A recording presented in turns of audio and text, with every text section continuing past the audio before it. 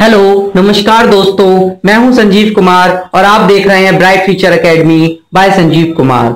आज हम जो है वो अर्थशास्त्र के इंट्रोडक्शन जो है वो पढ़ने वाले हैं कि अर्थशास्त्र क्या होता है। हम समझेंगे कि व्यष्टि अर्थशास्त्र और समष्टि अर्थशास्त्र में क्या अंतर है या व्यष्टि अर्थशास्त्र और समष्टि अर्थशास्त्र क्या होते हैं। हम समझेंगे चयन की समस्या उदय होने के कारण, चयन की समस्या क्या होती है, संसाधनों की डेफिनेशन कि संसाधन क्या होते हैं। तो स्टार्ट करते हैं हम अपने सबसे पहले क्वेश्चन से कि अर्थशास्त्र की परिभाषा दीजिए, अर्थशास्त्र क्या होता है।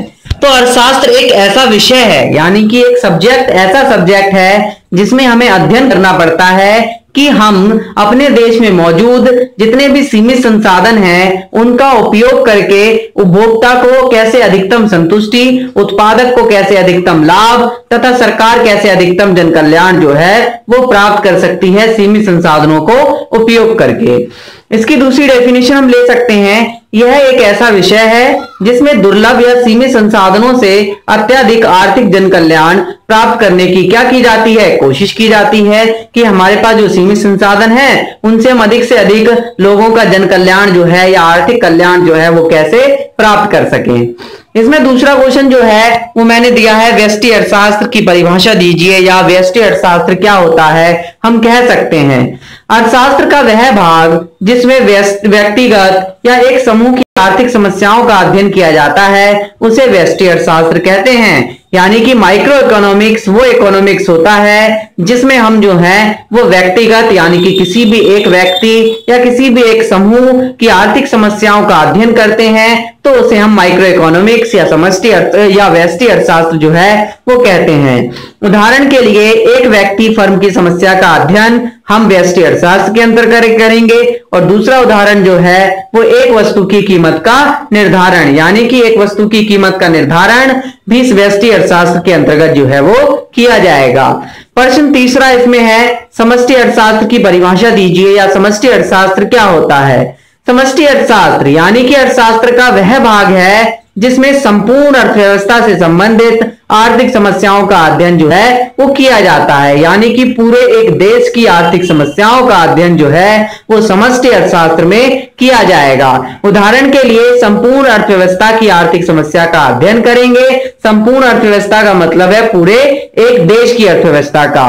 कि दूसरा है इसमें कीमत स्तर तथा रोजगार का निर्धारण, यानी कि हम अपने देश में कीमत का स्तर निर्धारित करेंगे कि हमारे देश में वस्तुओं की कीमत का स्तर कितना होना चाहिए, महंगाई और सस्ताई जो है वो निर्धारित करेंगे तथा रोजगार का निर्धारण भी जो है वो हम समष्टि अर्थशास्त्र में करेंगे। अब हम समझते हैं चौथे क्वेश्चन को, व्यष्टि अर्थशास्त्र और समष्टि अर्थशास्त्र में अंतर्गत। व्यष्टि अर्थशास्त्र एक ऐसा अर्थशास्त्र है जिसमें हम व्यक्तिगत या एक समूह की आर्थिक समस्याओं का अध्ययन करते हैं, दोनों का ये वाला इसका पहला पॉइंट है। और समष्टि अर्थशास्त्र में कह सकते हैं इसमें संपूर्ण अर्थव्यवस्था की आर्थिक समस्याओं का अध्ययन किया जाता है। दूसरा पॉइंट, एक वस्तु की कीमत का निर्धारण होता है व्यष्टि अर्थशास्त्र में और समष्टि अर्थशास्त्र में जो है वो कीमत स्तर तथा रोजगार का क्या होता है, निर्धारण होता है। तीसरा पॉइंट, व्यष्टि अर्थशास्त्र में बाजार मांग तथा बाजार पूर्ति की सहायता से कीमत का निर्धारण किया जाता है, यानी कि हम जो कीमत का निर्धारण करते हैं वो कीमत का निर्धारण बाजार मांग और बाजार पूर्ति की सहायता से जो है वो करते हैं।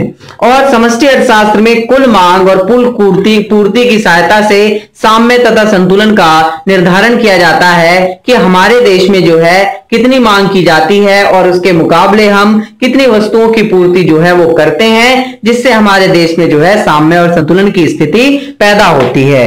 ये था इसका चौथा क्वेश्चन। पांचवा क्वेश्चन है, आर्थिक एजेंट क्या है। आर्थिक एजेंट वो एजेंट होते हैं या उन व्यक्तियों या संस्थाओं को कहते हैं जो आर्थिक निर्णय जो है लेने में हमारी सहायता करते हैं या जो आर्थिक निर्णय लेते हैं। प्रश्न 5 इसमें होगा, संसाधनों की विशेषताएं बताइए या संसाधनों की 2 विशेषताएं बताइए। तो संसाधनों की विशेषता है कि संसाधन जो है वो आवश्यकता की तुलना में कम है, यानी कि हमारी आवश्यकता जो है वो ज्यादा है और संसाधन उसके मुकाबले क्या है, कम है। यानी कि अगर हम एक एग्जांपल लेना चाहें तो हम कह सकते हैं कि हमें पेट्रोल की आवश्यकता 10 लीटर है लेकिन हम जो है वो 5 लीटर ही उपयोग कर सकते हैं। अगर हम अपना 5 लीटर पेट्रोल भी खत्म कर लेंगे तो उसके बाद हमारे पास पेट्रोल बचेगा ही नहीं, यानी कि संसाधन की जो है वो कमी है। दूसरा इसमें ले सकते हैं संसाधनों के एक से अधिक उपयोग हैं, यानी कि संसाधनों का उपयोग जो है वो एक से ज्यादा जगहों पे जो है वो प्रयोग किया जाता है। जैसे भूमि जो है, भूमि एक संसाधन है और भूमि का उपयोग जो है वो हम मकान बनाने, खेती करने, गोदाम बनाने, इन सब में जो है वो कर सकते हैं। अब हमारे पास एक समस्या उत्पन्न होती है कि हम इन संसाधनों को जो है वो कहां उपयोग करें। तो संसाधन सीमित होने के वजह से हमारे पास यह समस्या उत्पन्न हुई है। इसी समस्या को जो है वो हम चयन की समस्या कहते हैं, जो कि मैंने प्रश्न 6 में जो है वो आपको दे रखा है। प्रश्न 6 है कि चयन की समस्या क्या है या चयन की समस्या क्या होती है। तो अभी मैंने बताया कि सीमित संसाधनों से असीमित आवश्यकताओं को पूरा किया जाए, यह एक आर्थिक या चुनाव की समस्या है, जिसे चयन की समस्या भी कहते हैं। क्यों? क्योंकि हमारे पास सीमित संसाधन होने के कारण हमारे पास ये समस्या उत्पन्न होती है कि उस संसाधन को हम किस वस्तु के उत्पादन में लगाएं जिससे हमें अधिक से अधिक फायदा जो है वो हो। और ये समस्या इसलिए उत्पन्न होती है क्योंकि हमारे पास संसाधन सीमित हैं। अगर संसाधन सीमित ना होते तो चयन की समस्या उत्पन्न ही ना होती। तो मैंने प्रश्न 7 भी दे रखा है कि चयन की समस्या क्यों उदय होती है या चयन की समस्या उदय होने के कारण। तो सबसे पहला हमने बताया चयन की समस्या जो है वो संसाधन सीमित होने के कारण उत्पन्न होती है। मनुष्य की आवश्यकताएं क्या है? असीमित है, जिसके वजह से भी चयन की समस्या उत्पन्न होती है। और तीसरा है संसाधनों के वैकल्पिक या कई उपयोग होते हैं, जिसके वजह से चयन की समस्या जो है वो उत्पन्न होती है। इसमें प्रश्न 8 मैंने दे रखा है संसाधनों की आवंटन की समस्या। संसाधनों की आवंटन की समस्या का मतलब है कि संसाधन को किस प्रकार से जो है वो बांटा जाए। क्यों बांटने की समस्या इसलिए उत्पन्न हो रही है क्योंकि संसाधन सीमित हैं और संसाधन सीमित होने के कारण हमें यह सोचना पड़ता है कि हमें किस संसाधन का कितनी मात्रा में कहां पर जो है वो उपयोग करना है। तो हम आंसर में पढ़ सकते हैं किसी संसाधन का एक से अधिक प्रयोग वैकल्पिक प्रयोग कहलाता है, जिसके कारण संसाधनों के आवंटन की समस्या पैदा होती है। क्यों? क्योंकि संसाधन को हम बहुत जगह प्रयोग कर सकते हैं। इस प्रकार संसाधनों के सीमित होने के कारण यह निर्णय लेना पड़ता है कि किस वस्तु के प्रयोग में संसाधनों का प्रयोग किया जाए और किसमें ना किया जाए। तो ये क्या है? चयन की समस्या ही है या संसाधनों के आवंटन की समस्या भी कह सकते हैं। प्रश्न 9 है संसाधनों के वैकल्पिक उपयोग से क्या अभिप्राय है। संसाधनों के वैकल्पिक उपयोग से अभिप्राय संसाधनों के एक से अधिक प्रयोग से या उपयोग से कहलाता है। जैसे भूमि का गेहूं या चावल या सब्जी उगाई जा सकती है, यानी कि हमारे पास समस्या उत्पन्न होती है कि उस भूमि पे हम गेहूं, चावल या फिर सब्जियां जो है वो उगाएं। ये एक चयन की समस्या है। प्रश्न 10 संसाधनों का उपयोग मितव्ययिता पूर्वक क्यों करना चाहिए, यानी कि संसाधनों का जो उपयोग है वो हमें ध्यान में रखकर, हर चीज को ध्यान में रखकर क्यों करना चाहिए। और इसके वैकल्पिक क्वेश्चन है संसाधनों का किफायती पूर्वक उपयोग का क्या अर्थ है। किफायती पूर्वक मतलब ऐसा संसाधन का उपयोग किया जाए जिससे उत्पादकता जो है वो अधिक से अधिक निकल के आए और संसाधन की कम से कम मात्रा का जो है वो उपयोग हो। तो इसका आंसर होगा संसाधनों के सीमित होने के कारण हमें इनका उपयोग इस प्रकार करना चाहिए कि प्रति इकाई संसाधन से अधिकतम उत्पादन जो है वो प्राप्त किया जा सके, यानी कि अधिक से अधिक उत्पादन प्राप्त किया जा सके। दुर्लभता से क्या अभिप्राय है? प्रश्न 11 है। तो दुर्लभता का मतलब क्या है? दुर्लभता मतलब होता है कमी। जब वस्तुओं की आवश्यकता में उनकी उपलब्धता से अधिक हो तो दुर्लभता कहलाता है, यानी कि वस्तु की जो आवश्यकता है वो अधिक हो और उसकी उपलब्धता जो है वो कम हो तो उसे हम दुर्लभता कहते हैं या दुर्लभता की समस्या कहते हैं। तो संसाधनों के आवंटन या वितरण की समस्या, ये क्वेश्चन डबल छपा है, अपने ऊपर अभी मैंने पढ़ाया था आपको। प्रश्न 13 देखते हैं हम, दुर्लभता और चयन की संबंध की व्याख्या कीजिए, यानी कि दुर्लभ और चयन की, दुर्लभता और चयन की समस्या में क्या संबंध है, दोनों एक दूसरे से क्यों संबंधित हैं। तो मैंने अभी आपको बताया कि दुर्लभता यानी कि संसाधनों की कमी और संसाधनों की कमी यानी कि सीमितता और संसाधनों की सीमितता होने के कारण चयन की समस्या जो है वो उत्पन्न होती है। तो इसका हम वैकल्पिक क्वेश्चन भी बोल सकते हैं कि अर्थशास्त्र का संबंध दुर्लभता की अवस्था में चयन करने से है, समझाइए। तो इसका ये भी सेम ही आंसर लिखेंगे दोनों क्वेश्चंस के लिए। संसाधन न केवल दुर्लभ होते हैं बल्कि इनके कई प्रयोग भी होते हैं। भूमि का उपयोग चावल के उत्पादन के लिए अथवा गोदाम बनाने या फैक्ट्री बनाने के लिए किया जा सकता है, जिसके कारण चयन की समस्या पैदा होती है। यदि संसाधन दुर्लभ ना होते तो कुछ भी कभी भी प्राप्त किया जा सकता था और चयन की समस्या पैदा ही ना होती। जैसा मैंने आपको पहले बताया था कि अगर संसाधन दुर्लभ ना हो, तो संसाधन अगर दुर्लभ ना होंगे या संसाधन की सीमितता नहीं होगी तो हम कोई भी उत्पादन कभी भी कितनी मनचाही मात्रा में जो है वो कर सकते हैं। इसमें 14वां क्वेश्चन है, भारत जैसे अविकसित देश के लिए कैसे उत्पादन किया जाए एक जटिल समस्या है। यानी कि हम यहां पर पढ़ेंगे कि कैसे उत्पादन किए जाए क्या होता है। उससे पहले हम जो है एक 15वां क्वेश्चन जो है वो पढ़ लेते हैं, क्योंकि केंद्रीय समस्या पढ़ना हमें सबसे पहले जरूरी है, तभी हम इस क्वेश्चन को जो है वो समझ पाएंगे।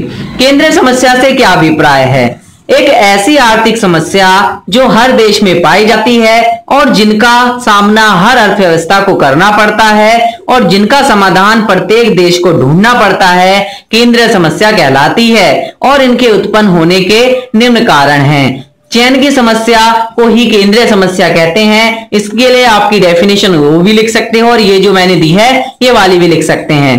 तो संसाधन सीमित होने के कारण केंद्रीय समस्या उत्पन्न होती है, आवश्यकताएं असीमित होने के कारण भी केंद्रीय समस्या उत्पन्न होती है और संसाधन के दुर्लभ प्रयोग होने पर केंद्रीय समस्या उत्पन्न होती है। इसमें अब हम जो है वो 14वां क्वेश्चन जो अभी मैंने छोड़ दिया था वो हम जो है वो पढ़ लेते हैं। अभी आप समझ गए होंगे केंद्रीय समस्या एक चयन की समस्या ही है। तो चयन की समस्या 3 प्रकार की होती है। सबसे पहला होता है कि हम क्या उत्पादन करें, कैसे उत्पादन करें और किसके लिए उत्पादन करें। क्या उत्पादन करने का मतलब है कि हम कौन सी वस्तु का उत्पादन करें। कैसे उत्पादन करने का मतलब है कि हम कौन सी तकनीक या किस मशीन या किस चीज से उत्पादन करें। और किसके लिए उत्पादन करने का मतलब है आय का वितरण, यानी कि किसको कितना जो है वो मिलना चाहिए, यानी कि किसके लिए उत्पादन करें, कि जन कल्याण के लिए उत्पादन करें या अधिक से अधिक लाभ कमाने के लिए उत्पादन जो है वो करें। तो इसका अल्टरनेटिव क्वेश्चन हम लिख सकते हैं, भारत में अधिक बेरोजगारी क्यों पाई जाती है और संसाधन की दुर्लभता एक सार्वभौमिक तथ्य है, तो ये बताइए। और इसका ऊपर वाला क्वेश्चन है, भारत जैसे अविकसित देश के लिए कैसे उत्पादन किया जाए एक जटिल समस्या है, व्याख्या कीजिए। यानी कि कैसे उत्पादन करने का मतलब है कि हम कौन सी तकनीक का उपयोग करें जिससे उत्पादन करें, जिससे उत्पादन की लागत जो है वो कम से कम आए और संसाधनों का उपयोग जो है वो मितव्ययिता पूर्वक जो है वो या किफायती पूर्वक जो है वो हो सके। तो उत्तर देखते हैं, भारत में पूंजी की तुलना में मजदूर अधिक हैं। इसका मतलब है कि भारत में पूंजी की कमी है और मजदूर जो है वो अधिक हैं, यानी कि जनसंख्या बहुत ज्यादा है। श्रम तथा पूंजी के बीच ऐसा तालमेल बनाना पड़ता है, श्रम और पूंजी के बीच ऐसा तालमेल बनाना पड़ता है कि अधिकतम उत्पादन प्राप्त किया जा सके। यानी कि हम जो है वो श्रम का उपयोग तभी कर सकते हैं जब हमारे पास पूंजी हो, और पूंजी का उपयोग हम बिना श्रम के नहीं कर सकते। इसलिए दोनों का हमें जो है वो तालमेल बनाना पड़ता है और दोनों का तालमेल बना के हमें अधिकतम उत्पादन प्राप्त करना पड़ता है। ये हमारी कोशिश रहती है। भारत में अधिकतर श्रम क्या होता है, बेरोजगार रहता है। इसलिए भारत जैसे अविकसित देश को बेरोजगारी का सामना करना पड़ता है। भारत में पूंजी का अभाव होता है और बिना पूंजी के श्रम का उपयोग नहीं किया जा सकता। यानी कि अगर हम श्रम का उपयोग करना चाहें और पूंजी का उपयोग ना करें तो ऐसा नहीं कर सकते। क्यों? क्योंकि श्रम का उपयोग बिना पूंजी के जो है वो नहीं किया जा सकता और भारत में जो है वो पूंजी की कमी है। तो ये हमारे पास एक समस्या बन जाती है कि हम किस प्रकार से जो है वो उत्पादन करें। अब यहां पर उत्पादन करने की 2 तकनीक होती हैं। सबसे पहली जो है वो श्रम प्रधान तकनीक और दूसरी जो है वो पूंजी प्रधान तकनीक होती है। इसके लिए हम जो है वो क्वेश्चन नंबर 17 पढ़ते हैं सबसे पहले कि कैसे उत्पादन किया जाए या तकनीक के चुनाव की समस्या की व्याख्या कीजिए। कैसे उत्पादन किया जाए की समस्या एक तकनीक के चुनाव की समस्या है। यह है एक केंद्रीय समस्या है क्योंकि इसका सामना प्रत्येक अर्थव्यवस्था को करना पड़ता है। उत्पादन की तकनीक 2 प्रकार की होती हैं। पहली होती है श्रम प्रधान तकनीक, दूसरी होती है पूंजी प्रधान तकनीक। श्रम प्रधान तकनीक वे तकनीक होती है जिसमें हम श्रम का अधिक और मशीनों का कम उपयोग करते हैं। पूंजी प्रधान तकनीक वह तकनीक होती है जिसमें हम मशीनों या पूंजी का अधिक उपयोग तथा श्रमिक का कम उपयोग जो है वो करते हैं उत्पादन करने के लिए। अब दोनों ही तकनीक हमारे लिए महत्वपूर्ण है। क्यों? क्योंकि श्रम प्रधान तकनीक रोजगार देती है और पूंजी प्रधान तकनीक जो है वो उत्पादन जल्दी और लागत कम लागत में जो है वो उत्पादन करती है। इस प्रकार यदि अर्थव्यवस्था श्रम प्रधान तकनीक का उपयोग करे तो उत्पादन कम होगा और दूसरी तरफ यदि पूंजी प्रधान तकनीक का उपयोग करे तो बेरोजगारी पैदा हो जाएगी, जिसके वजह से हमारे पास एक समस्या उत्पन्न होती है कि हम कौन सी तकनीक से जो है वो उत्पादन करें जो हमारे लिए क्या होगा, लाभदायक होगा। अब हम चल लेते हैं अपने ऊपर वाले 16 क्वेश्चन पे कि क्या उत्पादन करें। क्या उत्पादन करने का मतलब है ऐसी कौन सी वस्तु का उत्पादन करें जिससे हमें अधिक से अधिक संतुष्टि या हमें जन कल्याण जो है वो हो सके, या हम कह सकते हैं संसाधनों के आवंटन कैसे किया जाए कि समस्या का उदाहरण सहित समझाइए। तो दोनों क्वेश्चन का आंसर सेम ही है। तो संसाधनों के दुर्लभ या सीमित होने के कारण प्रत्येक वस्तु का उत्पादन मनचाही मात्रा में नहीं किया जा सकता, बिल्कुल नहीं किया जा सकता। इसलिए प्रत्येक अर्थव्यवस्था को यह सोचना पड़ता है कि किस वस्तु का उत्पादन किया जाए ताकि कितनी मात्रा में यदि अर्थव्यवस्था संसाधनों का प्रयोग युद्ध में काम आने वाली वस्तु जैसे तोप आदि के उत्पादन के लिए करती है तो लोगों के लिए शांति प्रिय वस्तुएं जैसे गेहूं, कपड़ा, चावल आदि कम हो जाएंगे। दोनों प्रकार की वस्तुएं अनिवार्य वस्तुएं हैं अर्थव्यवस्था के लिए, यानी कि हमारी अर्थव्यवस्था को युद्ध में काम आने वाली वस्तुएं भी चाहिए और लोगों को शांति प्रिय या संतुष्टि देने वाली गेहूं, चावल, कपड़ा भी जो है वो चाहिए। तो हमें अपने देश में संसाधनों का आवंटन इस प्रकार से करना पड़ता है कि दोनों प्रकार की जो है वो वस्तुएं उत्पादित की जा सकें। तो आपको समझ में आया होगा। आगे चलते हैं 18 क्वेश्चन पे, किसके लिए उत्पादन किया जाए। किसके लिए उत्पादन करने का मतलब है कि हम जो है वो किसके लिए उत्पादन करें, जन कल्याण के लिए, अधिक लाभ के लिए, या जो हमारी आय है उसको हम जो है वो किस प्रकार से वितरित करें। तो इसको हम जो है वो एक एग्जाम्पल के द्वारा समझेंगे जो कि मैंने आंसर में ही लिख के दे रखा है। इस केंद्रीय समस्या का संबंध राष्ट्रीय उत्पादन के वितरण से होता है। अब ये राष्ट्रीय उत्पादन क्या है वो हम समझेंगे इसी एग्जाम्पल के द्वारा।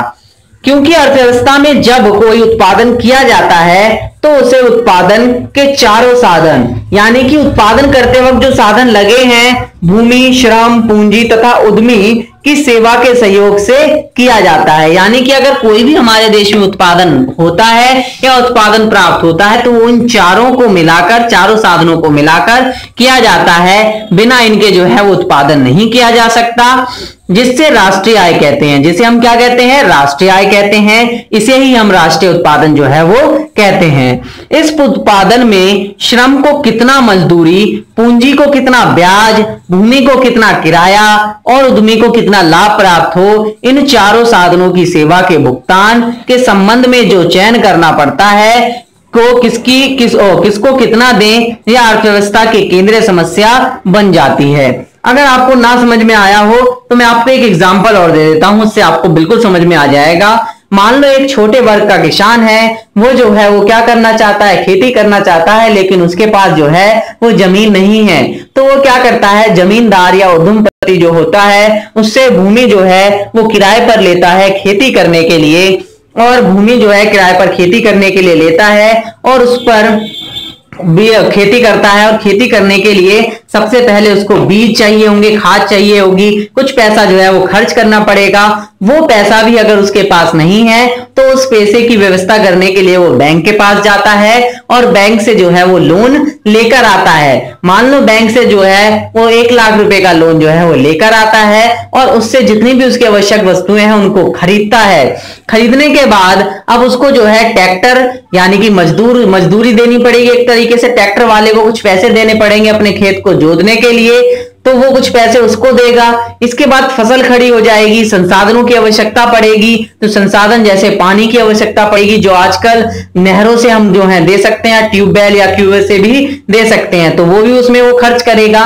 इसके बाद जब वो है फसल बनकर तैयार हो जाएगी तो उस फसल को जो है वो क्या करेगा, अकेले तो काट नहीं सकता, कटवाने के लिए या तो ट्रैक्टर की सहायता लेगा, तो ट्रैक्टर वाले को पैसा देगा या थ्रेसर वाले को पैसा देगा, या फिर जो है वो मजदूरों से कटवाएगा और मजदूरों को भी क्या देगा, पैसा देगा। मान लो वो मजदूरों से जो है खेत को कटवाता है तो मजदूरों को वो मजदूरी देता है। इसके बाद उसके पास तैयार फसल जो है वो आ जाती है। उस तैयार फसल को वो जो है बेचने के लिए मार्केट में जाता है और वो माल जो है वो उसका लगभग 3 लाख रुपए का जो है वो बिकता है। 3 लाख रुपए में से उसने जो सबसे पहले लोन लिया था वो उसको लोन चुकाएगा, यानी कि जो पूंजी का कितना ब्याज है वो मजदूरों को कितना दे, यानी कि भूमि का किराया देगा, जो हमने क्या ली थी उसमें रेंट पर, यानी किराए पर जो भूमि ली थी कम जो उस पे उद्योगपति से, उसको किराया देगा। और उद्यमी का कितना लाभ, यानी कि उसको कितना लाभ जो है वो बचेगा मजदूरों को पैसा मजदूरी देने के बाद। तो ये जो है हमने क्या करा, एक तरीके से जो हमारे पास राष्ट्रीय उत्पादन आया उसका हमने वितरण किया, या जो हमारे पास राष्ट्रीय आय उसका वितरण करा। तो इसे ही हम कहते हैं किसके लिए उत्पादन किया जाए, क्योंकि जो हमने उत्पादन करा उससे हमारे देश में जितने भी वर्ग हैं उन सबको लाभ पहुंचा। अब हम चलते हैं अर्थव्यवस्थाओं की ओर और अर्थव्यवस्थाओं में केंद्रीय समस्या समझेंगे या और उनमें केंद्रीय समस्याओं का समाधान कैसे किया जाता है ये भी समझेंगे। तो देखो हमारे देश में या पूरी अर्थव्यवस्था में 3 प्रकार की अर्थव्यवस्था होती हैं। सबसे पहली है पूंजीवादी अर्थव्यवस्था, जिसे हम मुक्त अर्थव्यवस्था और बाजार अर्थव्यवस्था भी कहते हैं। तो पूंजी अर्थव्यवस्था के 3 नाम, पूंजीवादी अर्थव्यवस्था, मुक्त अर्थव्यवस्था, बाजार अर्थव्यवस्था या निजी अर्थव्यवस्था भी इसे जो है वो कह सकते हैं।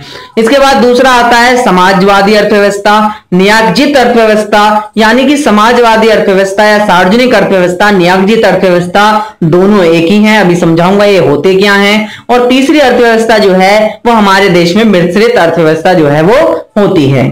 तो सबसे पहले स्टार्ट करते हैं क्वेश्चन नंबर 19, पूंजीवादी या मुक्त अर्थव्यवस्था या बाजार अर्थव्यवस्था में केंद्रीय समस्या का समाधान किस प्रकार से किया जाता है।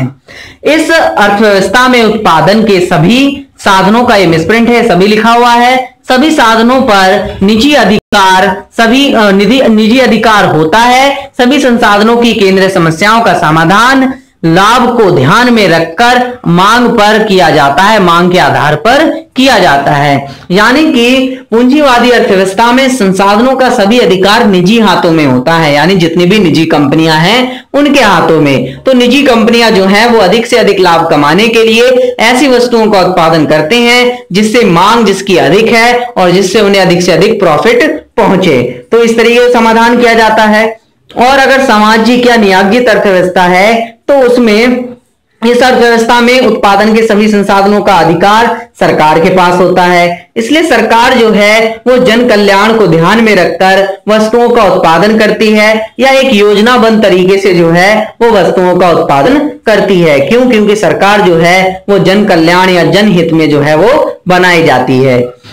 21वां क्वेश्चन है मिश्रित अर्थव्यवस्था या केंद्रीय अर्थव्यवस्था में केंद्रीय समस्या का समाधान कीजिए। मिश्रित अर्थव्यवस्था पूंजीवादी अर्थव्यवस्था और सामाजिक अर्थव्यवस्था का मिला जुला जो है वो जोड़ होता है, यानी दोनों इसमें जो है वो पाए जाते हैं।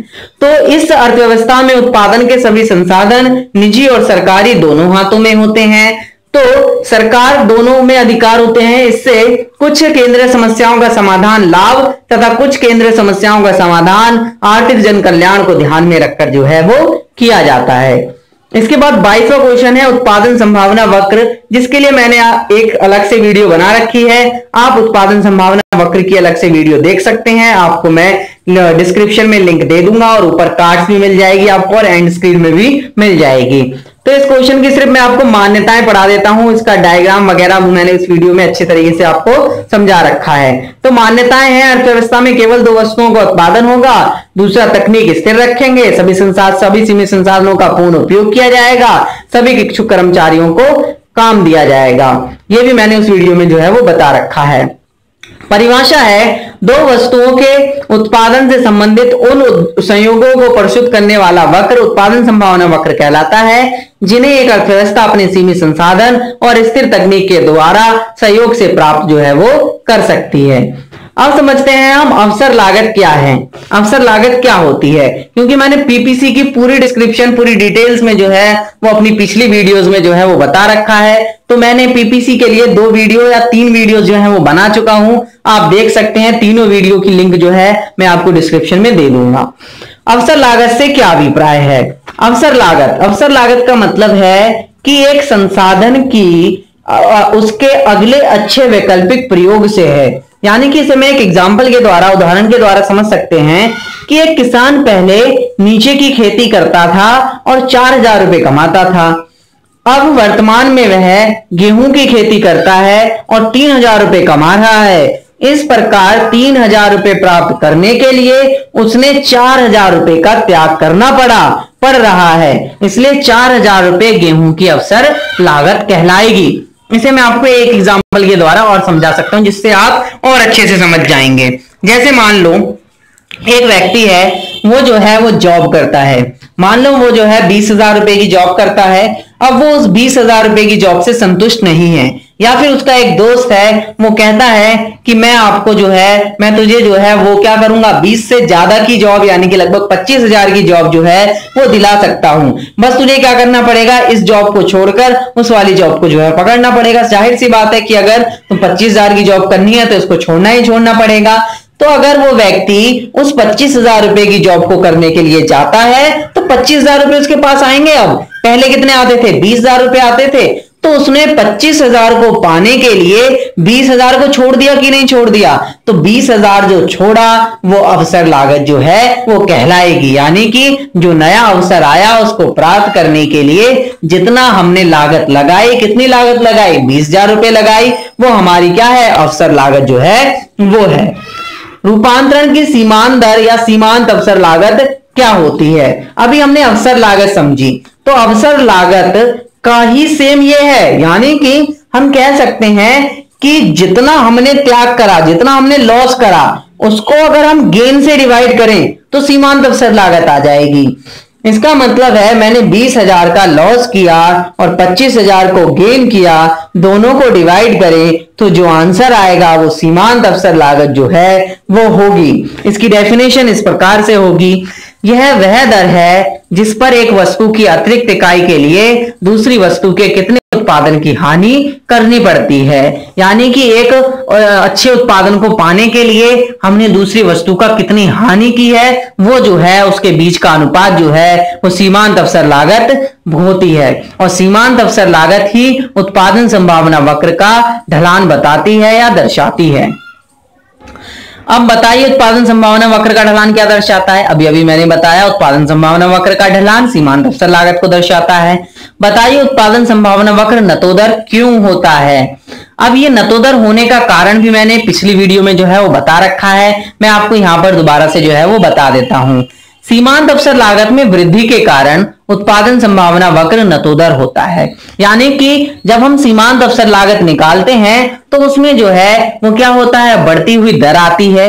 यानी कि सभी संसाधन आपस में एक दूसरे के पूर्ण प्रतिस्थापन नहीं होते, इसलिए वस्तु Y में प्रयोग की जाने वाली सभी संसाधनों का वस्तु X के उत्पादन में प्रयोग नहीं किया जा सकता। यानी कि अगर हम वस्तु Y का उत्पादन कर रहे हैं और वस्तु X का भी उत्पादन कर रहे हैं, हम जो है वस्तु X का उत्पादन बढ़ाना चाहते हैं तो हमें वस्तु Y का उत्पादन कम करना पड़ेगा। क्यों? क्योंकि हमारे पास संसाधन सीमित हैं और उन्हीं सीमित संसाधनों से हम अधिक से अधिक उत्पादन या दोनों वस्तुओं का बराबर मात्रा में उत्पादन नहीं कर सकते। तो उपभोक्ता जो है वो क्या हो, उत्पादक जो है वो क्या करता है, इसलिए वस्तु X की मात्रा में वृद्धि करने के लिए वस्तु Y में प्रयोग होने वाले संसाधनों का अधिक से अधिक निकालना पड़ता है, जिसके कारण सीमांत अवसर लागत बढ़ती है और अर्थव्यवस्था अपने सीमित संसाधनों से दोनों वस्तुओं के उत्पादन को एक साथ नहीं बढ़ा जा सकती। यानी कि हम जो है वस्तु X के एक उत्पादन की एक अतिरिक्त इकाई को बढ़ाने के लिए वस्तु Y में लगने वाले संसाधनों को कम करते हैं, जिससे उसका उत्पादन जो है वो अधिक मात्रा में घटते चले जाता है और सीमांत अवसर लागत बढ़ते चली जाती है। और बढ़ती हुई सीमांत अवसर लागत के कारण पीपीसी जो है वो नतोदर होता है। अब उत्पादन के प्राप्य संयोग क्या होते हैं? उत्पादन के प्राप्य संयोग का मतलब है कि जिन्हें हम जो है वो उत्पादन प्राप्त कर सकते हैं। प्राप्य का मतलब है प्राप्त कर सकते हैं। तो उत्पादन संभावना वक्र पर जितने भी बिंदु होते हैं और उसके अंदर जितने भी बिंदु होते हैं उन्हें हम सीमित संसाधनों से जो है वो प्राप्त कर सकते हैं, क्योंकि उत्पादन संभावना वक्र सीमित संसाधनों से जो है वो बनता है। और उत्पादन संभावना वक्र के बाहर जितने भी बिंदु हैं उनको अगर हम प्राप्त करना चाहें तो उन्हें प्राप्त नहीं कर सकते, क्योंकि हमारे पास संसाधन सीमित हैं, हम अधिक मात्रा में जो है उत्पादन नहीं कर सकते। तो उसे हम जो है वो अप्राप्य संयोग, जो कि 28वां क्वेश्चन है, उसे जो है हम कहते हैं। तो मैं आशा करता हूं ये दोनों क्वेश्चन आपको समझ में आ गए होंगे। अब उत्पादन की संभावित स्तर और वास्तविक स्तर 29वां और 30वां क्वेश्चन क्या होता है।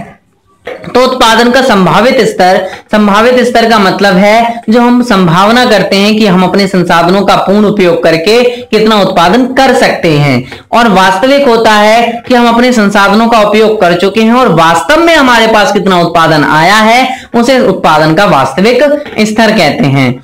हम चित्र में पूर्ण रोजगार की स्थिति दर्शाइए, आप पूर्ण रोजगार की स्थिति समझाइए। इसके लिए मैं एक छोटी सी वीडियो जो है वो आपको बनाकर बता दूंगा, और बाकी ये जो क्वेश्चन है उत्पादन संभावना वक्र में खिसकाव, ये सब मैंने जो है वो आपको पिछली वीडियो में समझा दिए थे। और ये जो है वो 43वां को 43वां क्वेश्चन परिस्थितियां उत्पादन संभावना वक्र में प्रभाव की, इसके लिए भी मैंने जो है वो एक अलग से वीडियो बनाई है, जिसमें मैंने इन चारों पॉइंटों को अच्छे तरीके से जो है पूरे डिस्क्रिप्शन में समझाया है। तो आप मेरी वो वाली वीडियो देख सकते हैं और समझ सकते हैं कि ये जो है किस तरीके की सिचुएशन से उत्पादन संभावना वक्र में खिसकाव या घुमाव जो है वो आते हैं या प्रभाव जो है वो पड़ता है।